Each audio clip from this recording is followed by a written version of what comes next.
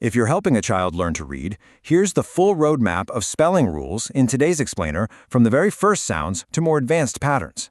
Think of this as your absolute master blueprint for building a really confident reader. Let's just take a quick look at the path ahead. We're going to cover first steps and basic blends, magic letters and syllables, vowel teams and bossy R, some of those gliding, sneaky, and silent sounds, and finally, mastering big, multisyllabic words. All right, let's jump right into Chapter 1, First Steps and Basic Blends.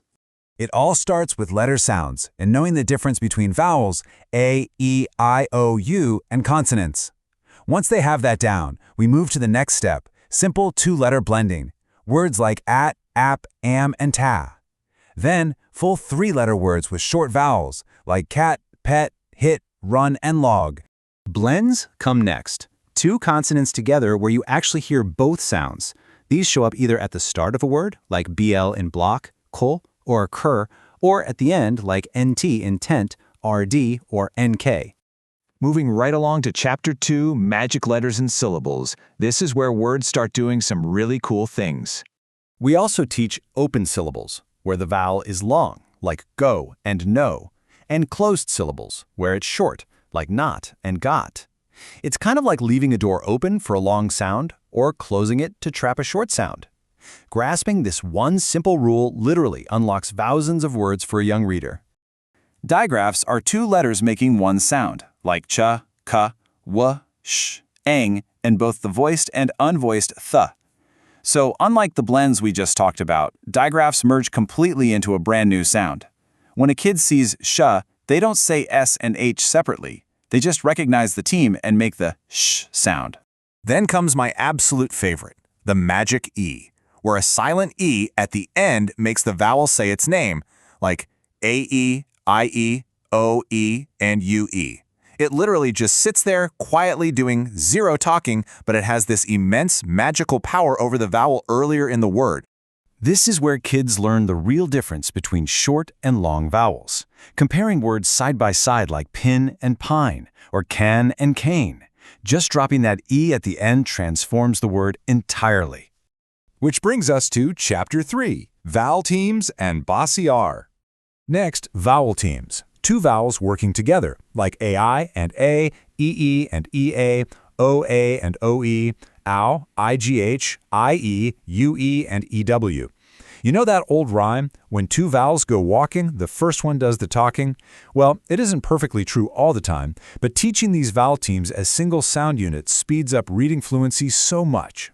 Then, bossy R, where R changes the vowel sound completely in patterns like R, ire, or, and It's exactly what it sounds like. The R is so bossy, it doesn't let the vowel make its normal short or long sound at all, creating a completely new phonetic pattern. Okay, Chapter 4, Gliding, Sneaky, and Silent Sounds. This is where things get a bit trickier. After that, trigraphs and quadgraphs, longer letter combinations like air, r, ear, r, were, a, aw, and the notoriously tricky ought. I know, they definitely look intimidating on paper, but seeing these grouped out clearly helps completely demystify them for early readers. Diphthongs are gliding vowel sounds, like oi and I, ow and ow, and ah and ah. Diphthong definitely sounds like a scary academic term, but it really just means a sound that smoothly transitions from one vowel into another.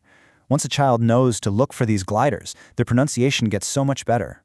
Then we have the sneaky schwa.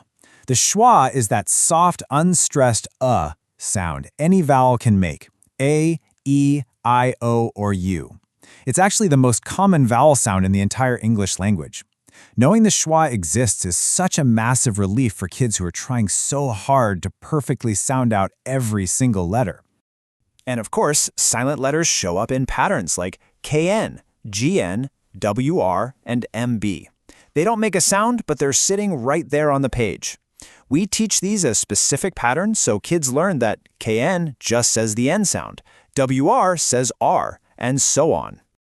So, what happens when all these foundations are finally solid? When all these little puzzle pieces, the blends, the digraphs, the magic E's, and the vowel teams finally snap perfectly together in a child's mind? That takes us right to our final section, Chapter 5, Mastering Big Multisyllabic Words. Once these foundations are solid, kids move to multisyllabic words, breaking them into chunks, like entertainment or environment. It totally takes away the fear of long words and is an incredible confidence booster. And finally, prefixes and suffixes. Word parts like re, un, in, mid, dis, meant, full, and less that change a word's meaning. By understanding these little attachments, kids aren't just sounding out words anymore. They're actually analyzing meaning and expanding their vocabulary exponentially. That's the full journey, from single sounds to complex words. Follow along step by step, and you'll help your child build real, lasting reading skills. So the next time you sit down to read a book together, will you just see a page of letters, or will you see the hidden, magical rules that bring every single word to life?